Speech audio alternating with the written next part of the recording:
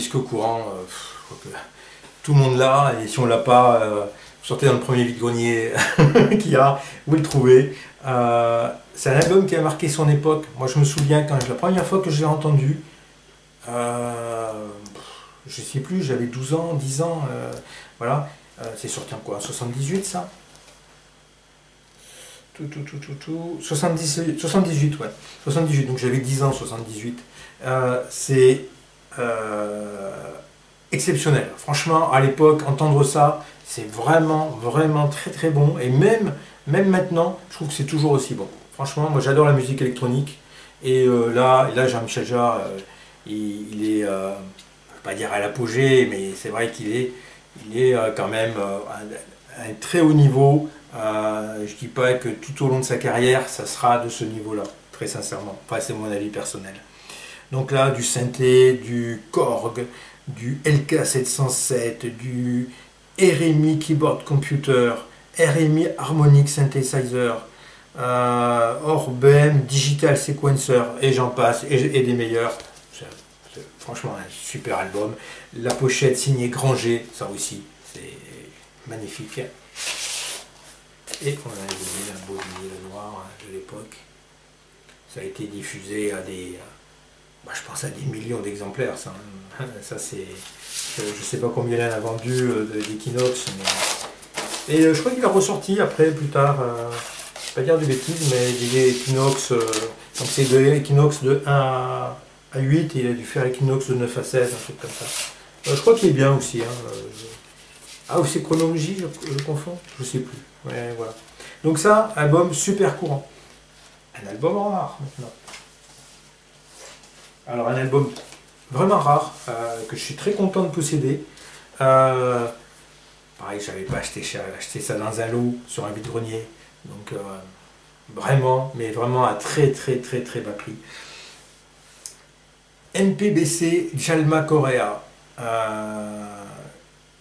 Déjà, je vais vous parler du disque, après je vais vous dire pourquoi il est rare. Enfin, je vais vous dire déjà pourquoi il est rare. Il est rare parce qu'en fait, il n'y a eu que 2 éditions dans le monde. Une édition brésilienne, celle que je possède, et une édition japonaise, toutes deux sorties en 78 pour l'édition brésilienne, en 79 pour l'édition japonaise. Point final. Donc déjà, c'est chaud à trouver en Europe. Et bon, il n'y a pas eu non plus, je ne pense pas que ça soit sorti à des centaines de milliers d'exemplaires. La cote, elle est élevée sur Discog. Et pour le trouver en très bon état, c'est très très chaud. J'ai un très bel exemplaire. Alors, qui est MPBC? MPBC, en fait, c'est un label qui a présenté plusieurs artistes brésiliens. Música Popular Brasileira Contemporânea. Voilà, je parle très bien le portugais. Donc il y a différents artistes sur ce même label MPBC, aussi avec le même type de pochette, très belle, c'est une pochette texturée aussi. Pareil, je ne sais pas si tu vois à la caméra, c'est pas trop visible, mais c'est une pochette qui n'est pas lisse, elle est vraiment belle. Avec un beau dessin, je trouve. Voilà, donc il y a eu d'autres dessins avec d'autres artistes brésiliens, toujours sous cette même présentation, Música Popular Brasileira Contemporânea. Donc on voit directly imported by Brasilia Records, New York City. Donc apparemment il a voyagé, il a été à New York, puisqu'il est importé par Brasilia Records à New York City. Donc il est parti du Brésil à New York. Et avant de se retrouver, je ne sais comment, en France, alors peut-être quelqu'un qui a voyagé, qui l'a acheté là-bas. Est-ce qu'il a été importé en France? Ça m'étonnerait quand même. C'est bien marqué, producido et distribuito pela Phonogram Made in Brazil. Voilà. Tambien en musique cassette. Ah, il y a aussi la cassette audio. Il n'est pas si rare que ça, donc. Voilà. Alors, il y a tout un texte sur Jalma Korea, qui est cet artiste brésilien, qui est connu. Moi, j'avais déjà entendu parler de Jalma Korea. Moi, je ne connaissais pas plus que ça. C'est de la musique traditionnelle. C'est un peu de batucada, un peu de musique, comment dire, ouais, musique traditionnelle. Hein. Il y a des instruments traditionnels, voilà. Je sais pas si on voit bah, alors, les instruments, mais en portugais, ça va peut-être pas être simple. Est-ce qu'ils les disent? Ouais, ouais, pas évident. Je vais pas savoir, je vais pas savoir les dire les instruments en portugais. Voilà. Et alors, dessus, il y a un mélange de musique, donc je vous disais traditionnelle, un peu de batucada, beaucoup de percussions. Par moments, il y a des chants d'oiseaux.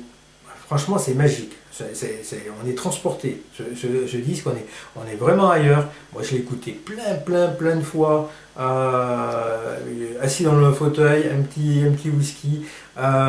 Oh,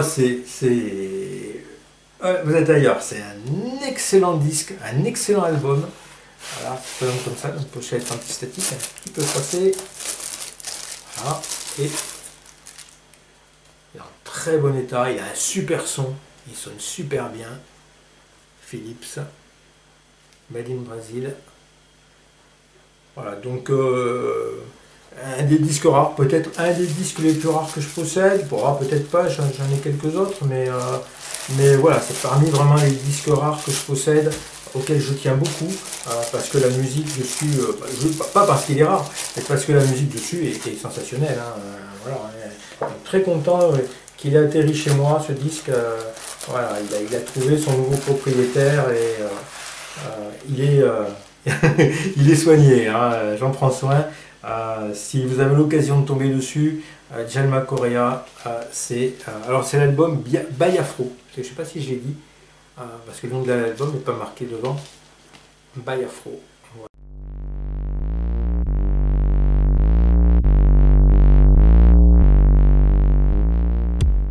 Alors je ne suis pas spécialiste des EP, j'en ai trouvé un quand même dans ma collection, un qui m'est cher, c'est le, alors on va zoomer un petit peu, c'est le 45 tours de Elvis Presley, It's Now or Never, au Sole Mio. C'est un excellent titre d'Elvis Presley, franchement. Voilà, alors il a un peu vécu. Alors c'est un disque qui avait appartenu à ma mère, donc voilà, un petit souvenir d'elle. Voilà, il est resté dans la famille. C'est un titre que j'aime bien, j'aime beaucoup Elvis Presley. Malheureusement, j'ai revendu tous mes disques d'Elvis Presley à une époque. J'ai gardé que celui-là parce qu'il avait appartenu à ma mère. Et je les ai tous revendus, je regrette. J'aurais dû au moins en garder certains. Voilà, j'avais notamment le premier 25 cm original de Presley, qui est quand même plutôt rare. Je ne l'ai pas gardé. C'était quand même une belle pièce de collection. Voilà, moi j'ai revendu. Voilà, j'aurais dû garder au moins une compilation pour voir. Il y a des tas de titres qui sont excellents de Presley. Voilà. Donc 45 tours pressage français. Ça n'aura pas traîné, le sergent Presley, démobilisé au mois de mars 1960, après 2 ans de service militaire en Allemagne, est revenu aux États-Unis en même temps que le printemps. Bien qu'à New York, une tempête de neige l'ait accueilli à sa descente d'avion, mais oui. Voilà, et le 45 tours. Je vais mis dans une pochette à part. Tac. Ça c'est la face B, je crois. Tac. It's Now or Never, c'est un très bon titre. Il avait une voix exceptionnelle. Et c'était dans sa très bonne période. Puis après, il a eu quand même des belles chansons. Quand il a commencé à faire tous ses films, quand il a commencé après à grossir, à prendre des médicaments, voilà, c'était plus pareil. Là, c'était encore le rocker. Et voilà. Voilà, pour le EP.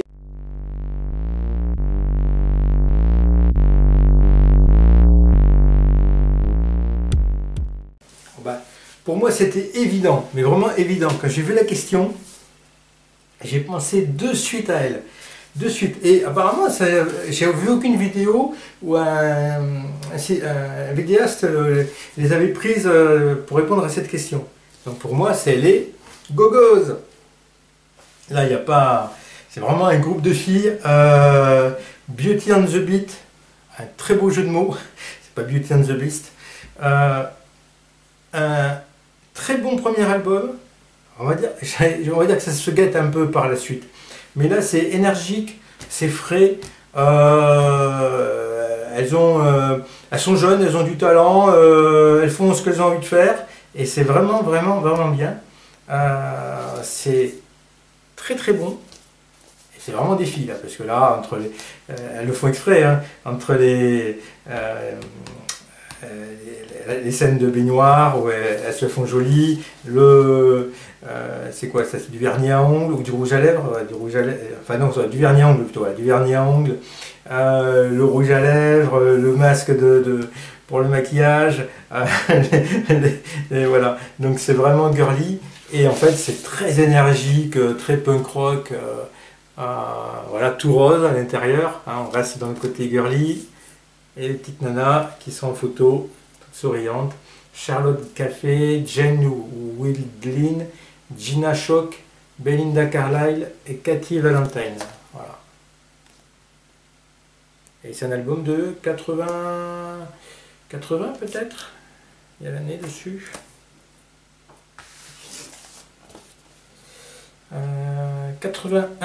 1981.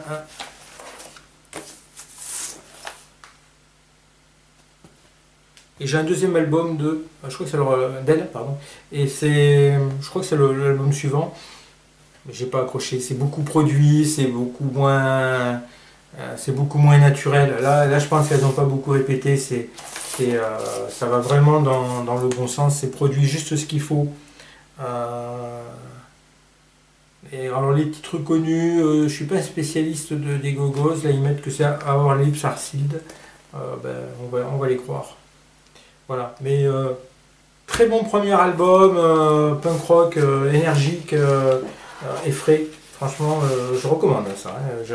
J'avais acheté un peu par hasard, je connaissais de nom les Go-Go's, mais après je connaissais pas trop ce qu'elles avaient fait. Et ça vaut vraiment le coup. C'est des disques à pas cher, ça. Et ça vaut le coup de les avoir.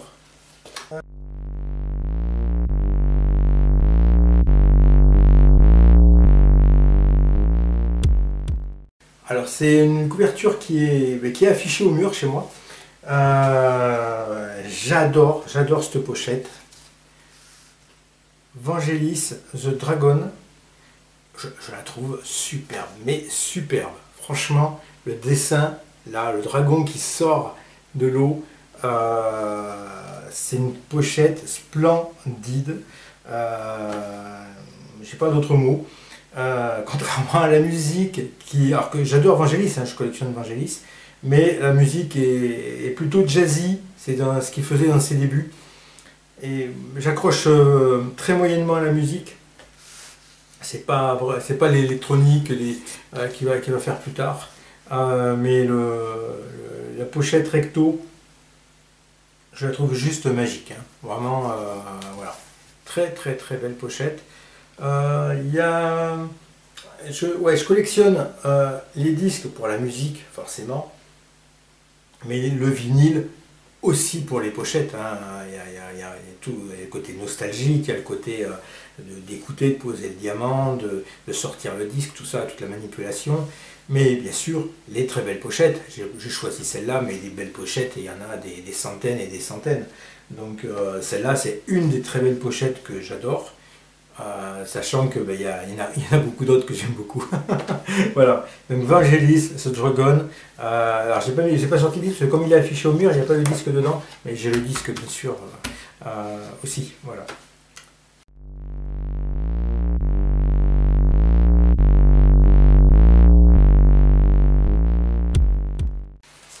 Alors l'album que vous avez le plus écouté, alors là ça a été facile.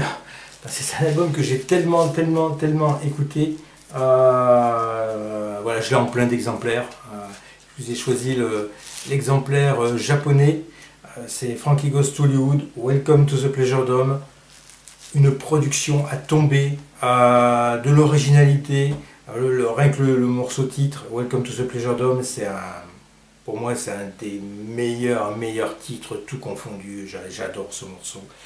Dessus, il y a aussi Relax, Power of Love, Two Traps, enfin bref, c'est un excellent double album, paru en 84, Frankie Goes to Hollywood au sommet de sa gloire. Donc j'ai plusieurs pressages, j'avais pas tous voulu sortir. J'ai trouvé ça un peu pénible.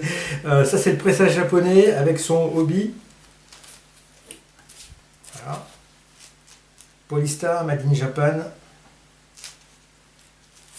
Et ça s'ouvre. Voilà. Donc il est protégé par plastique, hein, parce que cela c'est des pièces de collection. Pendant très longtemps, j'ai acheté que les mêmes artistes. Hein. C'est pour ça que maintenant je rattrape le retard. Mais du Frankie Goes to Hollywood, j'étais un peu bloqué là-dessus pendant une époque. Hein. Voilà. Donc là ils font la pub pour Relax et Two Traps. Donc c'est le même intérieur que partout dans le monde, hein, que les autres versions qui sont sorties. Et dedans on a donc, alors comment ça se présente, pendant que je n'ai pas sorti, on a un petit, deux livrets, on a un petit livret, donc ça c'est exclusif à l'édition japonaise, hein, puisque dans les autres pressages on n'a pas ça, c'est plutôt c'est sur les pochettes, les sous-pochettes en fait, hein, que c'est pas un livret comme ça. Voilà, avec les paroles en anglais. Voilà, une présentation des membres du groupe. Blablabla. Bla, bla, bla. Alors, tout à la vue, hein, c'était Paul Morley qui faisait la pub. Paul Morley, journaliste anglais, hein, qui faisait la promotion du groupe là, pour OZTT, ou qui travaillait pour OZTT. On a en plus, donc spécifique au Japon, là aussi, un insert avec les paroles en japonais. Voilà. Tac. Ah, c'est un peu plus joli. Tac. On a des disques, bien sûr. C'est bien. Hop. Qui sont dans les pochettes antistatiques, hein, comme ça, faire les japonais. Le disque, il est en parfait état. Ça fait longtemps aussi que j'ai ça. Pareil, ça a un son, un super son. Tac. On va mettre. Hop. Et le deuxième disque, donc là c'était les faces F et G, parce que vous voyez un petit jeu de mots aussi sur Frankie Goes to Hollywood et GTH. Donc on avait les faces FG, et là on a la face T, et derrière la face H. Et même le deuxième disque est bon, donc c'est des morceaux enregistrés pour l'album, pas les singles que sont Relax ou Traps. Donc on a Wish Let's Wear Air, Ballad of 32 qui est très très bien, Born to Run, une reprise de Springsteen, San José, Black Knight White Light qui est très très belle aussi, Crisco Kisses, Beyond the Star in Heaven qui est très très bien, The Power of Love bien sûr, et Bang qui finit superbement l'album. Là si je devais partir sur une île déserte avec un seul et unique disque, le seul, hein. Ah, c'est celui-là. Je réfléchis même pas. Il y a plein d'autres trucs que j'aime bien, plein d'autres trucs que j'ai sûrement moins écouté et je prendrais plus de plaisir à écouter parce que celui-là je connais tellement par cœur que je n'arrive à ne plus l'écouter. Voilà. Mais voilà, j'ai un CD pareil, j'ai plein d'exemplaires en CD. C'est vraiment, vraiment pour moi le summum de la musique, de ce qu'on peut faire en production. J'aime bien tout le côté production. Il y a du synthé, mais du beau synthé. Franchement, c'est un album que je recommande absolument. J'en suis absolument fan. Et je pense que c'est le premier CD que j'ai acheté, Welcome to the Pleasure Dome, quand j'ai eu une platine CD. Le premier CD que j'ai acheté, c'était Welcome to the Pleasure Dome. Et très certainement un des premiers vinyles neufs, si ce n'est le premier vinyle neuf, mais ça je ne me rappelle plus lequel j'ai acheté, mais ça a été parmi mes premiers albums, peut-être mon premier album acheté neuf, c'est Welcome to the Pleasure Dome. J'en suis un fan absolu, donc voilà.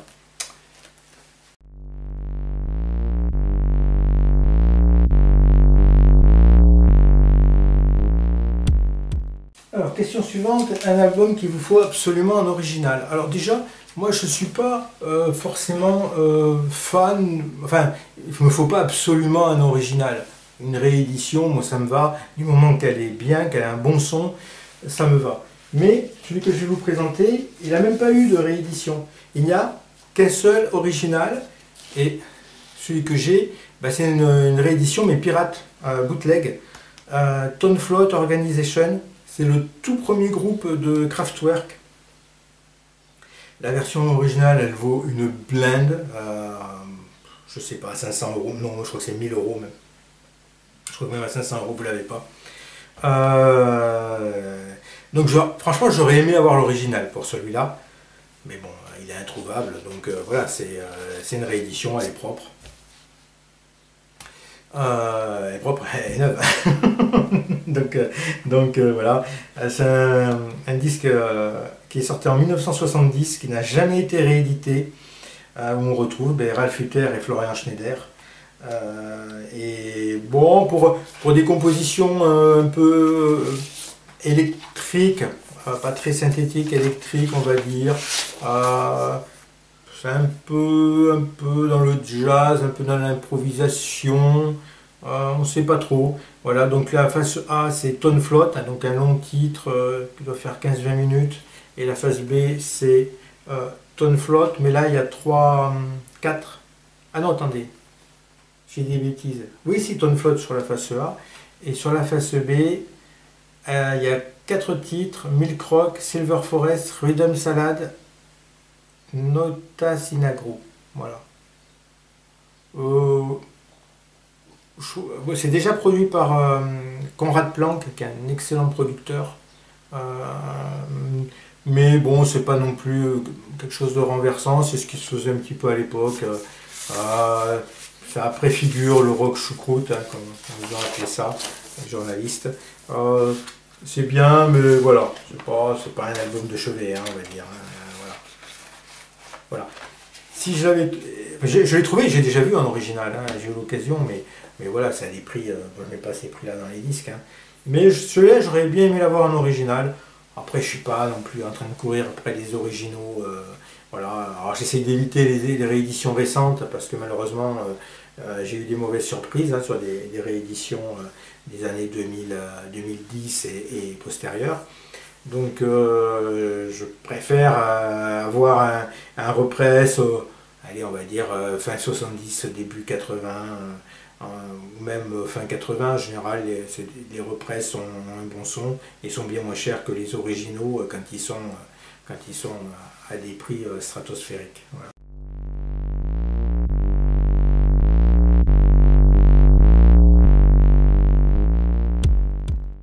Alors, comme toutes les questions portées sauf une sur le 45 tours, mais toutes portées sur des albums, je voulais parler des maxi, parce que c'est quand même moi, ce que je collectionne avant tout, c'est le maxi 45 tours.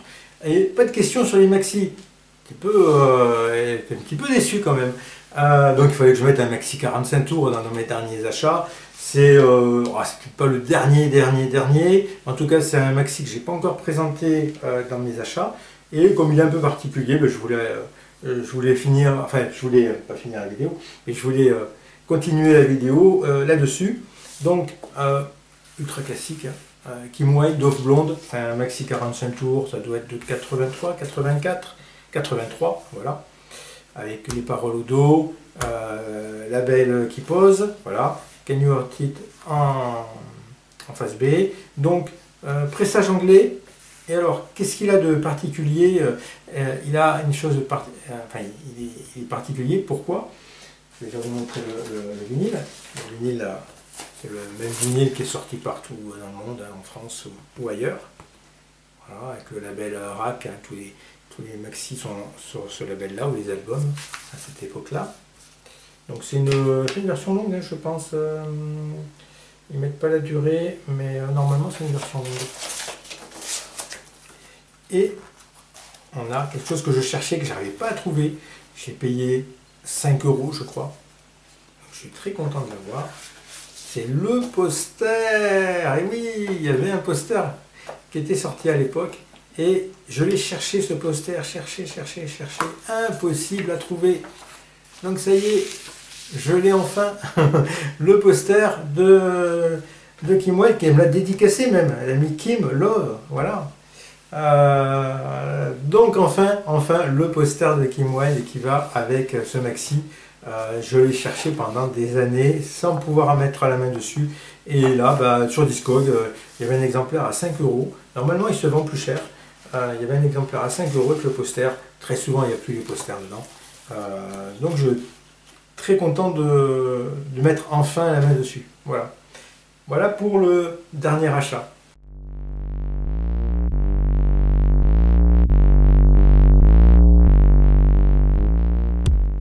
Alors, un album incompris.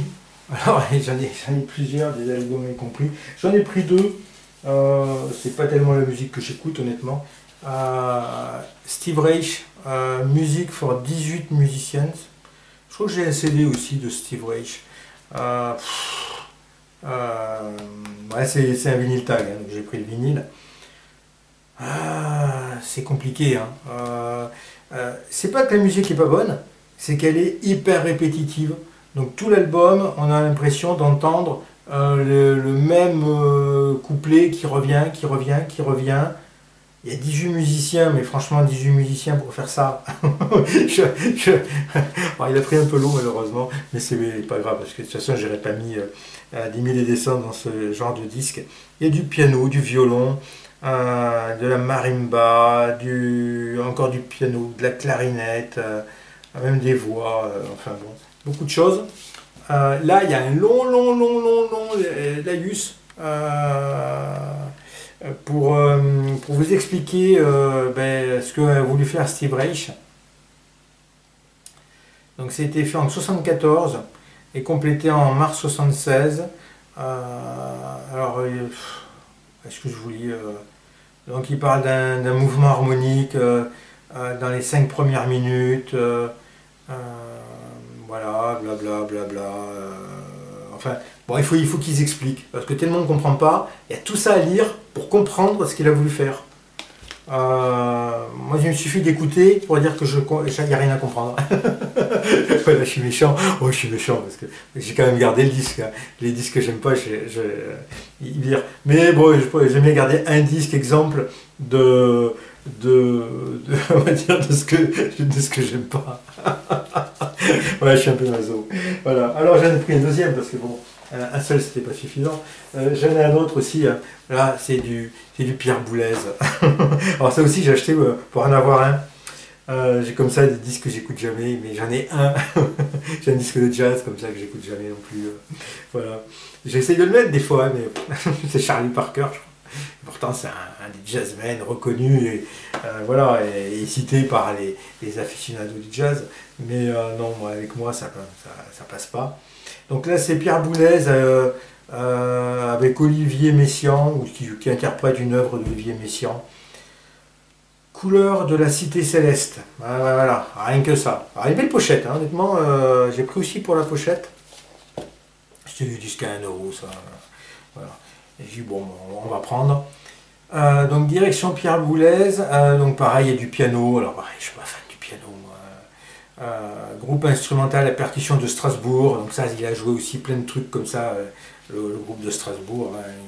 Ils n'avaient rien d'autre à foutre. Je suis méchant, hein, mais bon, c'est humoristique aussi. Et donc là, on a. Donc, c'est. Alors, je vous résume. Est-ce que c'est résumable? Parce que là aussi, il faut qu'ils expliquent tout ça. Parce que les disques que je vous ai présentés avant, il n'y a pas tout ce blabla. On le met, on écoute, on s'assoit, on est transporté. Là, non. Et pour être transporté, il faut qu'ils nous expliquent que le Christ ressuscité des morts ne meurt plus. La mort n'a plus sur lui d'empire. Et oui. Ça, c'est donc. Alors. Cette œuvre a été commandée par André Malraux. Ah ouais, c'est une commande en plus, c'est même pas une création originale, c'est une commande. Comme les films de commande. Voilà. André Malraux quand même qui a fait des bonnes choses. Voilà. Elle fut écrite et orchestrée en 1964. Sa composition instrumentale la destine à de vastes espaces, églises, cathédrales, et même le plein air et la haute montagne. Ben oui, pourquoi pas. Voilà. Donc il y a 5 pièces, chaque pièce porte en exergue un texte de l'Écriture sainte. Voici les 5 textes, suivis chacun d'une brève analyse. Hein, analysons. Puis c'était Analysa qui interprétait. Hein, il n'y avait pas besoin de, de tout ce blabla. Alors, les couleurs intérieures prennent source en 5 citations de l'Apocalypse. La forme de l'œuvre dépend entièrement des couleurs, blabla, blabla, blabla. Voilà, voilà. Sur le disque Erato. Eratom. Cherchez l'erreur. Non, mais j'en profite. Hein, voilà. Tac, c'est un petit défouloir, ça. L'Expecto Reductionnel Mortuorum. Direction Pierre Boulez. Par moment, je vais quand même être sérieux, par moment il y a des grandes envolées, mais ça fait très cathédrale, ça fait très messe, voilà. Puis par moment, c'est de la musique contemporaine, zim bam boum, ping, boum, voilà. C'est pas du tout ce que j'écoute, c'est pas du tout mon style de musique. Donc je ne comprends pas, voilà, je comprends tout simplement pas ce style de musique.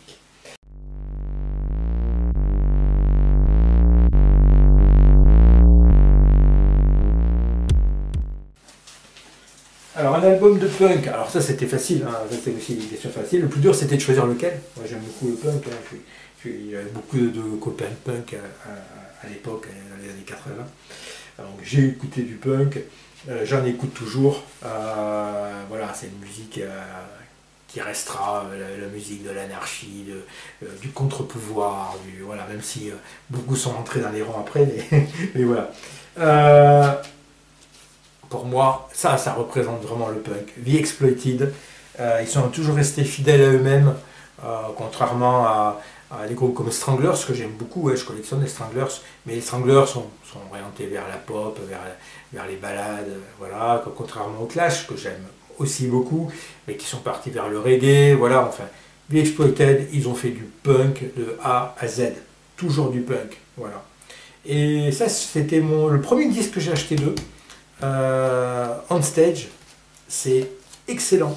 Il y a un très bon son, des titres courts, très percutants. Cop Cars, Crashed Out, Dogs of War, Army Life, Out of Control, Rupper, Mom Song, Exploited, Barmy Army, Royalty, Sex and Violence, qui est bien aussi. Punk's Not Dead, I Believe in Anarchy. Voilà, c'est vraiment très très bon. Très très bon. Et puis, voilà, je voulais aussi vous présenter le disque qui est rouge. Ah, on est coco ou on ne l'est pas. Voilà, avec les Doc Martens. Donc, mais vraiment, vraiment, très bon disque, 81. C'est Exploited, c'est vraiment un des groupes punk, voilà, contrairement aux Sex Pistols. J'ai des disques aussi de Sex Pistols, que je vais un peu vous présenter, parce que j'ai des bootlegs, des trucs comme ça. Mais les Sex Pistols, ils ne savaient pas jouer, il faut être honnête, ils gueulaient, ils ont fait de la musique, et ils ont été plus ou moins exploités, on va reprendre le terme, par Malcolm McLaren, enfin bon, exploités. Ça leur a permis d'être connus, mais Malcolm McLaren a aussi joué avec eux, hein, voilà. Voilà, ils ont porté le courant, on va dire, enfin, en tout cas ils ont été un peu devant, voilà, mais eux étaient vraiment les vrais de vrais, les Exploited.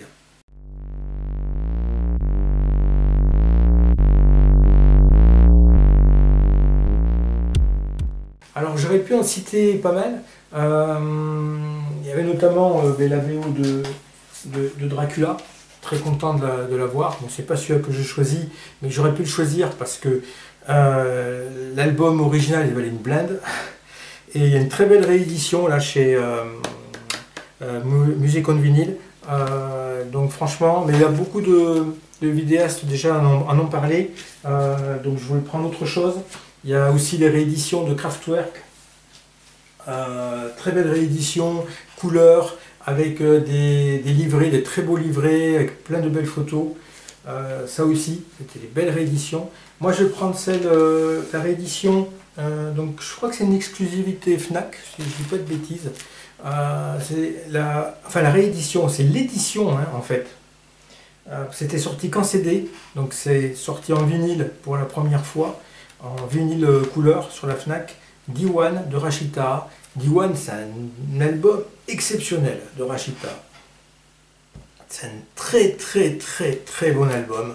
Vraiment, il y a que des tubes dessus, il y a Yaraya, hein, mais il y a Ida qui est génial, Ben Sara est très très bon,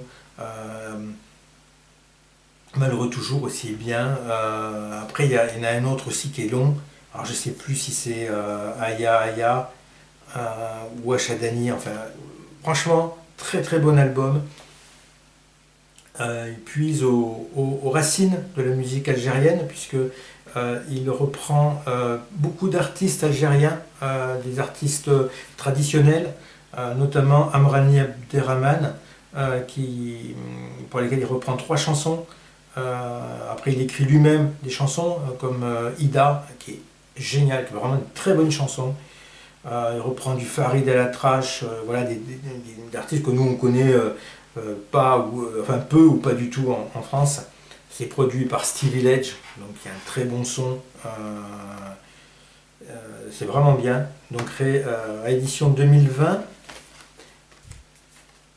C'était sorti en 1998 à l'origine. Donc deux vinyles. On peut regretter qu'il n'y ait pas un petit livret avec des textes, avec des photos. On a l'impression que dès que c'est français, faut pas trop en faire non plus. Voilà, quand on voit les rééditions de Rammstein, quand on voit les rééditions de Kraftwerk, pourquoi c'est pas comme ça, comme d'autres artistes français, hein, mais bon. Et on a un très très beau vinyle bleu, vraiment joli, très beau, avec un bon son, vraiment un album. Moi je l'avais en CD hein, jusqu'à là. Là vraiment, ça a possédé, si vous aimez la musique algérienne et plutôt traditionnelle, là, on va dire, c'est vraiment très bon. Hein, et, voilà, très bien produit, parfaitement chanté, interprété par Rachita. C'est pour moi peut-être son meilleur album, je ne veux pas dire de bêtises. D1 2 est bien aussi. Malheureusement, le son est pas très bon sur le CD, le D1 2. C'est un peu dommage. Mais D1 2 est bien. Mais c'est peut-être mon album préféré. Hein, voilà. Donc voilà, la réédition, il y a réédition ou édition, puisque c'était jamais sorti en vinyle, mais c'était quand même sorti en CD, donc pour moi c'est une réédition. Hein. Ça reste quand même une réédition. Rachita, D1, ça doit être encore trouvable sur le net, sans problème. Ça.